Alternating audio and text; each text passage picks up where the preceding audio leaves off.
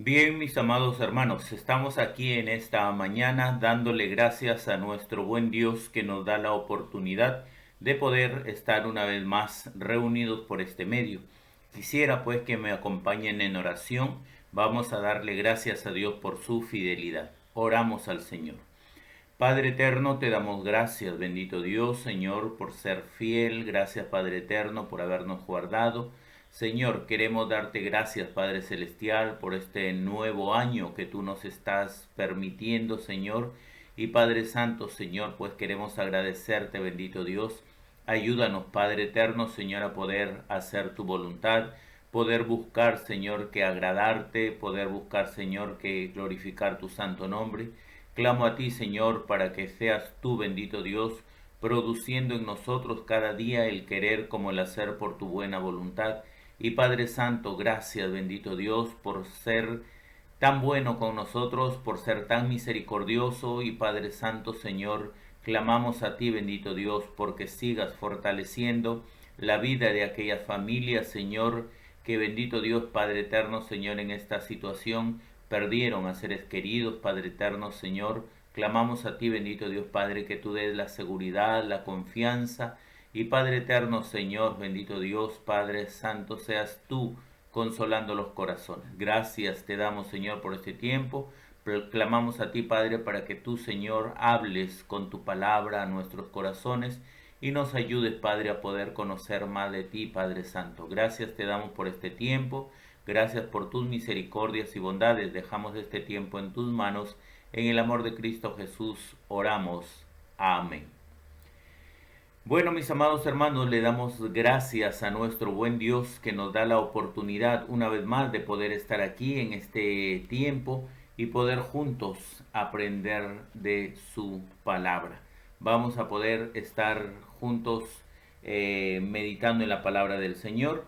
Y en esta oportunidad quisiera que cada uno de ustedes puedan acercarse o abrir sus Biblias allí en el libro de Colosenses.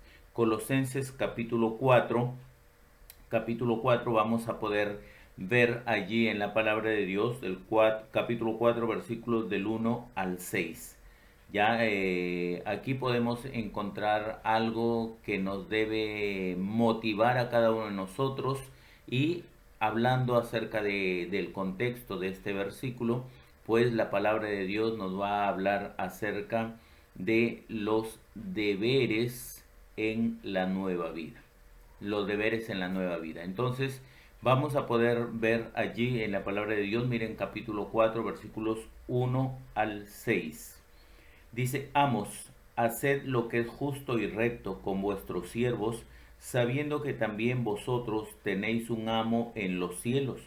Perseverad en la oración, velando en ella con acción de gracias, orando también al mismo tiempo por nosotros, para que el Señor nos abra puerta para la palabra, a fin de dar a conocer el misterio de Cristo, por el cual también estoy preso, para que lo manifieste como debo hablar.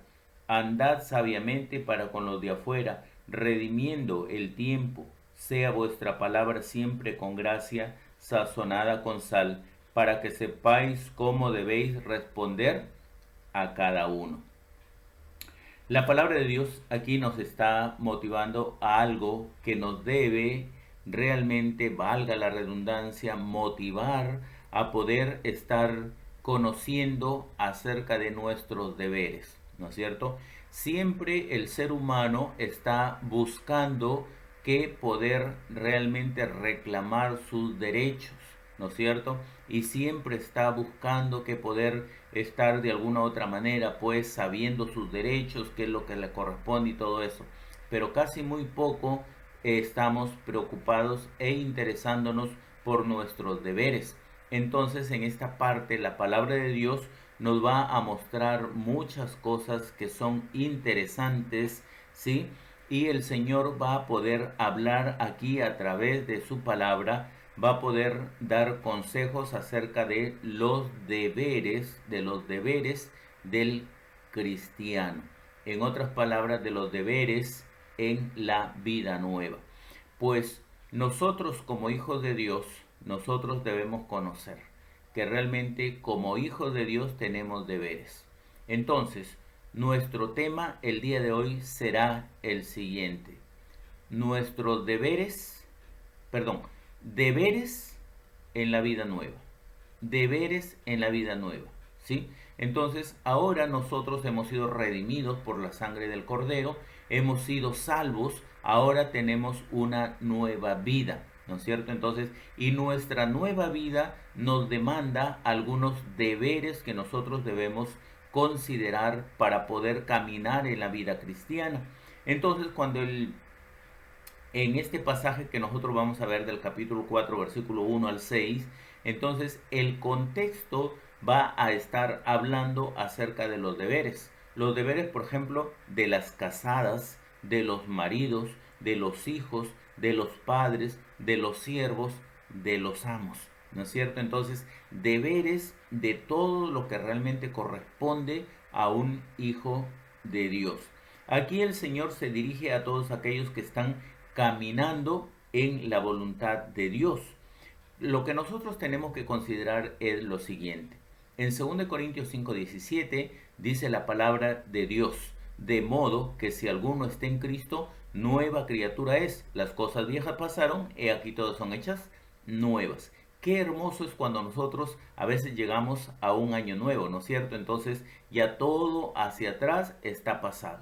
Ha terminado el año 2020, podríamos ir despedido y estamos recibiendo el 2021, ¿no es cierto? Entonces, todas las cosas viejas pasaron, aunque muchas veces van a tener consecuencias en nuestro futuro, pero nosotros tenemos que considerar que la vida en Cristo es una nueva vida y una vida diferente, una vida para la gloria y honra de Dios, ¿no es cierto? Entonces, por eso es que el Señor dice que pues de modo que si alguno está en Cristo, nueva criatura es. Las cosas viejas pasaron.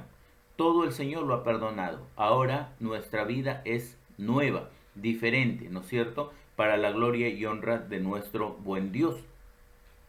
Gracias le damos a nuestro buen Dios porque no fuimos nosotros los que lo buscamos, sino que Él fue quien nos eligió a nosotros para poder darnos una nueva vida, para poder darnos deberes y poder caminar en la voluntad de Él.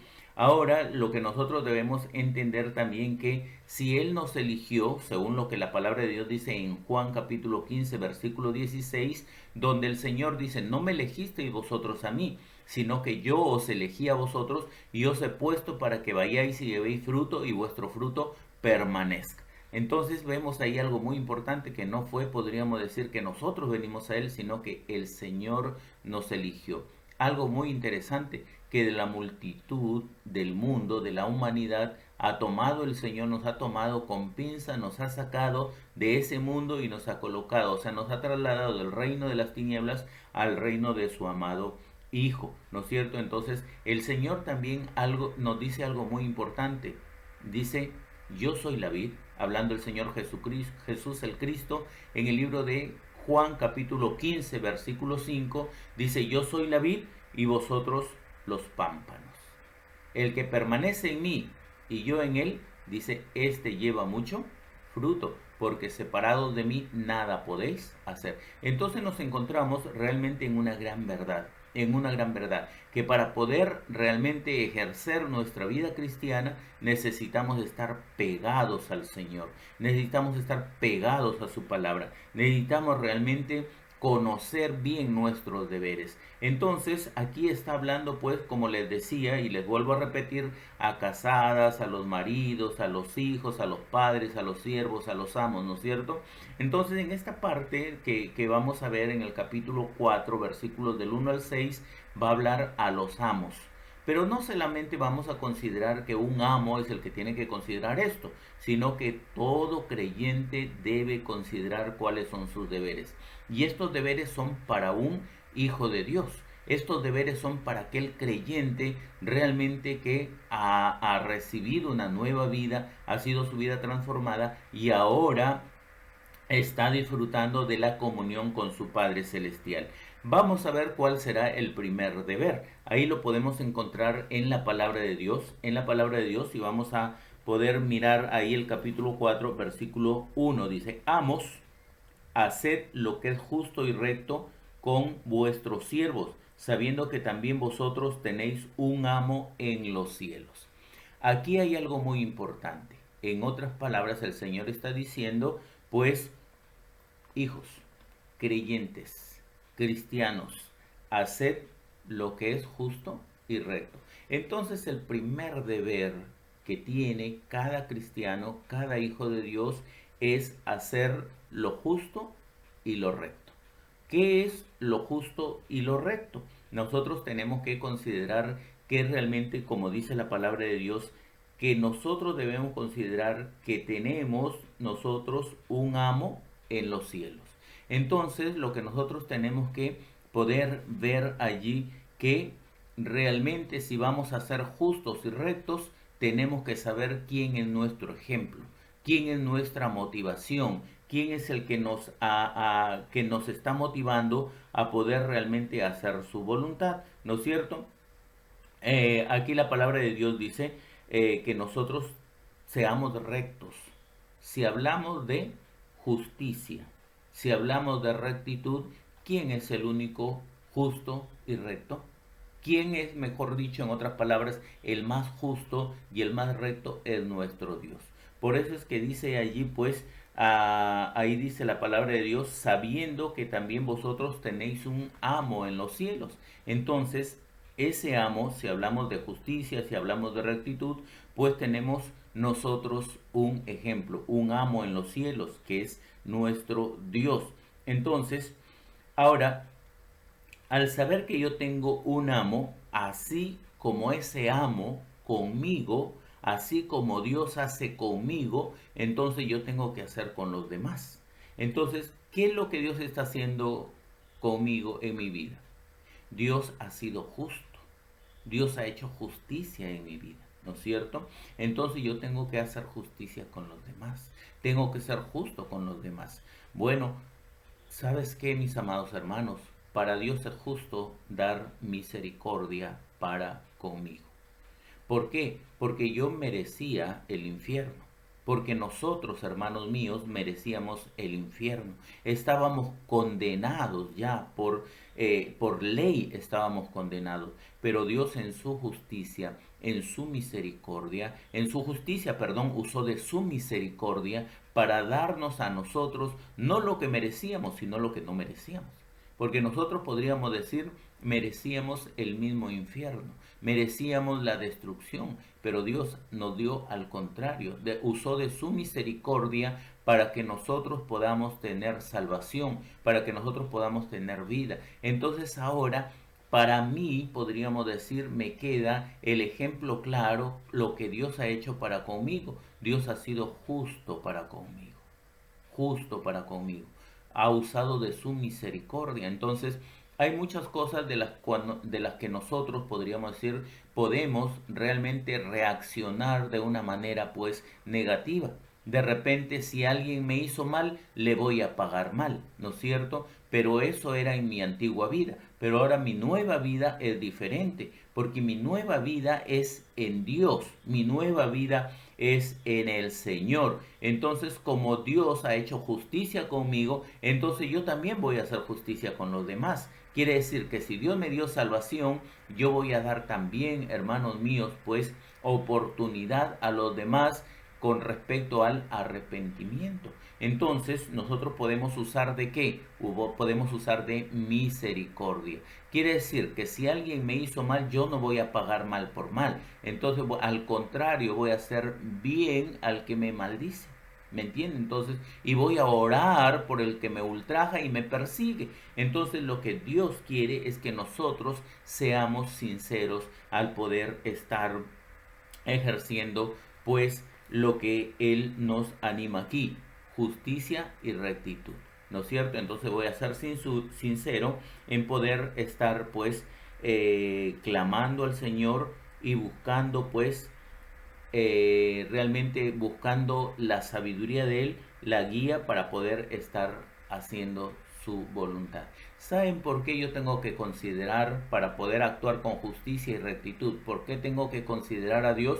Porque dice la palabra del Señor aquí, dice que tenemos un amo en los cielos, ¿no es cierto? Y dice que para Él no hay acepción de personas.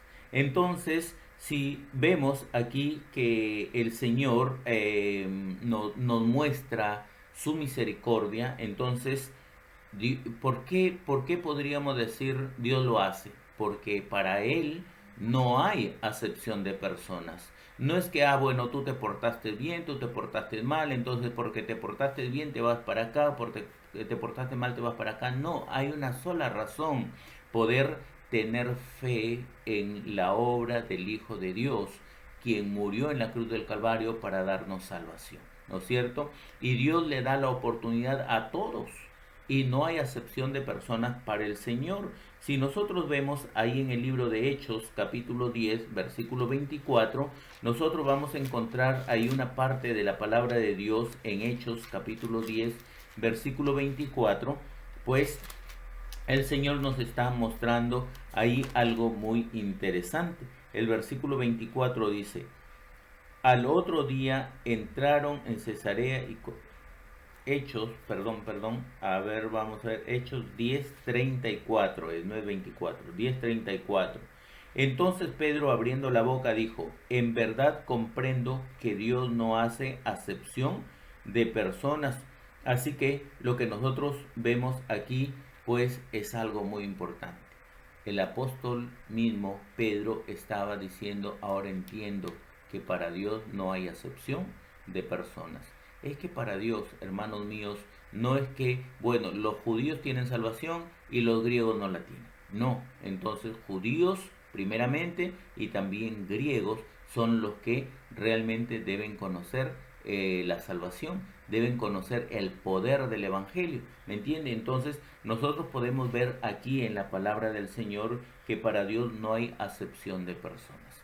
Entonces, para Dios no hay que, bueno, tú eres amo, tú eres siervo, tú eres esto, el otro, no, no, no, no. O sea, para Dios no hay acepción de personas, todos son iguales y todos debemos asumir nuestros deberes como Dios lo pide. Entonces, en esta parte, Dios está pidiendo algo muy importante: que los creyentes, los hijos de Dios, deben actuar ¿con qué? Con justicia y con rectitud.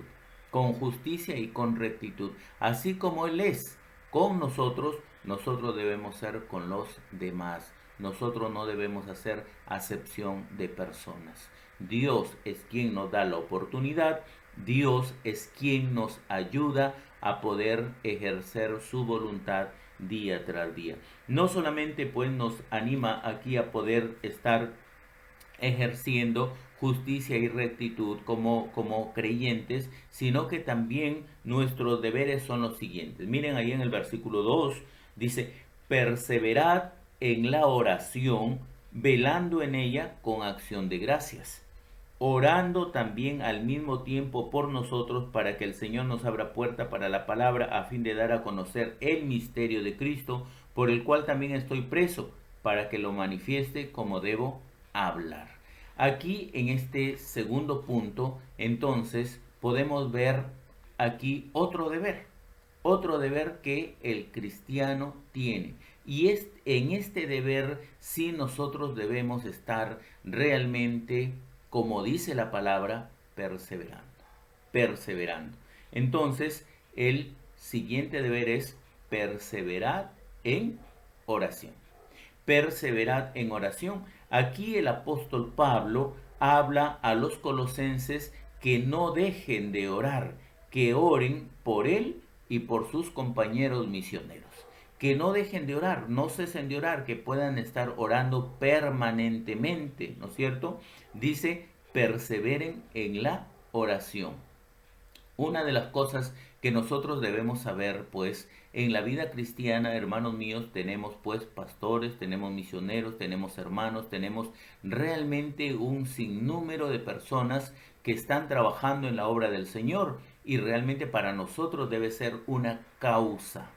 Entonces debemos seguir lo que el Señor nos dice: por esta causa doblo mis rodillas.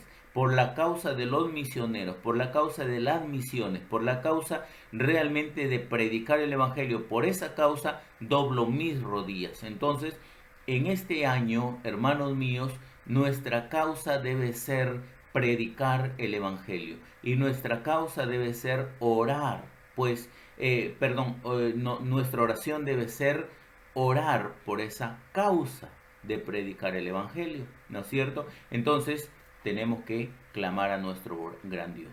¿Por qué? Por los misioneros, por las misiones, por los países, por los grupos étnicos. Hermanos míos, van avanzando los años, el tiempo va pasando y los años van viniendo y nosotros nos vamos envejeciendo y muchas personas, hermanos míos, van viniendo a los pies de Cristo. Pero una de las cosas que debe motivarnos a nosotros es orar por las misiones, orar, hermanos míos, para que en todo el mundo entero puedan conocer la salvación que es en Cristo Jesús. Hermanos míos, sabemos que nosotros no estamos llamados a poder convencer a las personas, porque el poder de convencer a las personas es el Espíritu Santo. Él es el que convencerá de pecado, de justicia, de juicio, pero a nosotros nos queda unirnos en oración, perseverar en la oración. Ahora aquí nos dice algo muy importante: perseverar en la oración, velando en ella con acción de gracias. Primera cosa que tú tienes que poder clamar al Señor. Entonces, oras a Dios, está bien, persevera en ello, pero ¿qué vas a hacer? Dice, con acción de gracias. ¿Qué vas a agradecer? ¿Qué vas a agradecer? Entonces, lo primero que tienes que hacer, gracias Señor, porque tú estás llamando misioneros. Gracias Señor, porque tú estás llevando a misioneros a diferentes partes del mundo, Señor. Y Padre eterno, Señor, te doy gracias por estos misioneros quienes están arriesgando su vida. Te doy gracias, Señor, porque esos misioneros están dejando su tierra, su parentela, están dejando su lugar de confort. Gracias, Señor, porque tú eres el único que estás pudiendo tocar los corazones. Señor, cuánto quisiera ir yo, pero Señor, tengo que hacer esto, el otro, el otro o el otro. Pero Señor, ayúdame a poder interceder, a poder clamar. Y no solamente un momento cuando yo tenga que escuchar un mensaje de poder orar por los misioneros o cuando yo tenga que ser motivado, sino que pueda estar yo constantemente doblando mis rodillas por esta causa, que doble mis rodillas, orar por los misioneros, dándote gracias, Señor. Gracias, Padre, porque hay cada oportunidad. Gracias, Señor, porque todavía hay lugares blancos donde pueden ir los misioneros a predicar tu palabra. Gracias, Señor, porque todavía necesitamos seguir clamando a ti, Padre, por los grupos étnicos, por los países más cerrados, menos alcanzados. Orar con acción, velando en ella con acción de gracias. Y dice el apóstol también, orando también al mismo tiempo por nosotros, para que el Señor nos abra puerta para la palabra. Señor, hay muchos hombres que quieren ir a predicar el Evangelio. Señor, pero que seas tu Padre abriendo puertas para que tu palabra sea dada a conocer, para que tu palabra sea predicada. Hermanos míos, debemos orar para que la palabra corra corra y sea glorificada, así como lo fue entre nosotros. Entonces el Señor nos anima a poder estar pues realmente considerando este pasaje, ¿no es cierto? Perseverad en la oración.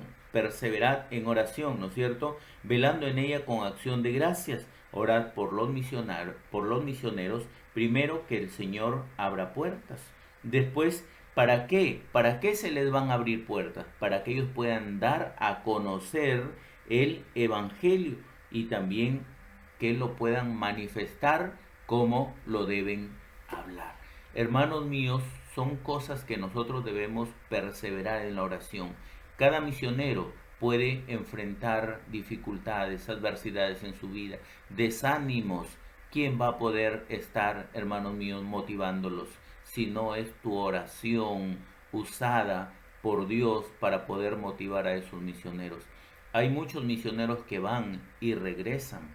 He escuchado, he visto varios misioneros que están, podríamos decir, con toda la fuerza, con toda la motivación, con todo realmente el ánimo para poder ir a los diferentes lugares y predicar el Evangelio, pero van allá y se encuentran, podríamos decir, con un problema, con el problema de la cultura o con el problema de la costumbre, de poder acostumbrarse, con el problema, podríamos decir, de muchas cosas que se enfrentan ahí, que tal es así que algunos podríamos decir no se acostumbran y tienen que regresar.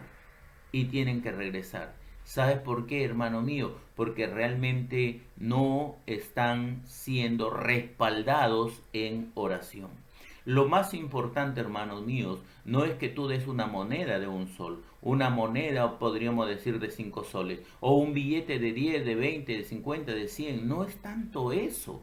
Porque al final de cuentas Dios llamó y Dios va a poder enviar y Dios va a poder proveer las necesidades. Pero qué importante, hermanos míos, es que tú puedas orar al Señor, que puedas perseverar en la oración, porque así podríamos decir nuestros hermanos van a enfrentar luchas, van a enfrentar batallas, pero nuestros hermanos van a estar fortalecidos en el Señor. ¿Por qué? Porque una iglesia, 2 iglesias, 10 iglesias, 20 iglesias, 50 iglesias están respaldándolos en oración, clamando a Dios para que Dios sea pues fortaleciéndolos y en el momento más difícil de su vida ellos puedan realmente estar teniendo la victoria en el Señor. ¿Por qué? Porque un grupo de oración están ahí clamando y están perseverando en la oración, dándole gracias a Dios, pidiendo que el Señor abra puertas para que prediquen el Evangelio y pues ellos puedan predicar con autoridad, con denuedo y realmente hablen el Evangelio como lo deben hablar. Algo muy interesante. Qué importante es poder conocer nuestros deberes como hijos de Dios. Nuestro primer deber, pues, hablar justamente y rectamente, ¿no es cierto? Entonces, lo que la palabra de Dios dice, perdón, hacer lo que es justo y recto, nuestro primer punto. Nuestro segundo punto, perseverad en la oración, velando en ella con acción de gracias. Perseverad en la oración. Y el tercer punto que tiene que ver con la relación del creyente con los que están afuera, con los que no son creyentes, en otras palabras, ¿no es cierto? Entonces aquí el tercer punto será, pues, andad sabiamente con los de afuera. Andad sabiamente con los de afuera. Aquí Pablo va a motivar cómo deben actuar los cristianos con los que no son cristianos. ¿Me entiende? Entonces, realmente nosotros no hemos sido puestos en la iglesia para nosotros creernos realmente que nosotros somos, podríamos decir, justos y que los demás podríamos decir no lo son. En otras palabras, no estamos puestos aquí para estar juzgando a todo el mundo. Lo que estamos puestos aquí es para poder dar testimonio que realmente un hijo de Dios busca que los demás puedan venir a los pies de Cristo, puedan adorar el nombre de Dios y puedan vivir para poder honrar y glorificar el nombre de su Padre. Cuando dice la palabra de Dios aquí, andad sabiamente, miren el versículo 5, dice, andad sabiamente para con los de afuera, redimiendo el tiempo, y dice, sea vuestra palabra siempre con gracia sazonada con sal, para que sepáis cómo debéis responder a cada uno, ¿no es cierto? Entonces, aquí el apóstol Pablo va a poder, pues, motivar a los cristianos que su actuar debe ser pues con los no cristianos debe ser diferente, ¿me entiende? Entonces, pues aquí nos va hablando algo muy interesante. El libro de Efesios, bueno, cuando dice el versículo 6, sean vuestras palabras siempre con gracia sazonada con sal, y para que sepáis cómo debéis responder a cada uno. Si nosotros vemos este versículo 6, podemos considerar cómo debe ser nuestra manera de hablar.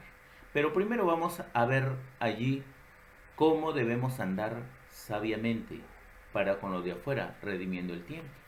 ¿Me entiende? Entonces, ¿cómo debo andar sabiamente para con los de afuera? Primeramente, lo que yo tengo que considerar es que tengo que redimir el tiempo. Redimir el tiempo, hermanos míos, pues nos lleva o nos motiva, podríamos decir, a conocer que los días son malos. El libro de Efesios capítulo 5 versículo 16 nos dice redimiendo bien el tiempo porque los días son malos. redimiendo bien el tiempo. Quiere decir que yo no debo perder el tiempo en otras cosas, en andar chismeando, en andar murmurando, en andar viendo la vida de los demás y todo eso. No, yo tengo que redimir el tiempo porque los días son malos. Los días son malos y el tiempo se va acabando, el tiempo va pasando. Ahora ya empezamos un nuevo año, entonces yo, ¿de qué manera tengo que redimir el tiempo? Tengo que poder ir y poder realmente considerar lo que debo hablar. ¿Qué debo hablar? Lo primero que yo tengo que hacer como hijo de Dios, pues si yo voy a andar sabiamente, yo voy a ir y voy a poder empezar a poder predicar el Evangelio. Predicar el Evangelio. Hablar acerca del amor de Dios. ¿No es cierto? Porque de tal manera amó Dios al mundo que ha dado su Hijo unigénito, ¿no es cierto? Hablar la condición del hombre en el que se encuentra hoy, desamparado, desprotegido, pero realmente dándole la oportunidad que Dios envió a su Hijo a morir en la cruz del Calvario para dar salvación, para que todo aquel que en Él cree no se pierda, mas tenga vida eterna, la vida eterna, ¿no es cierto? Entonces, predicar el Evangelio, mis amados hermanos, predicar realmente es redimir el tiempo. Yo no tengo otra cosa que poder pensar, sino tengo que pensar en predicar el Evangelio. Entonces, también aquí lo que la palabra de Dios nos habla, dice, sean vuestras palabras siempre con gracia, sazonadas con sal, ¿no es cierto? El testimonio es muy importante, pero también las palabras de ánimo y de motivación.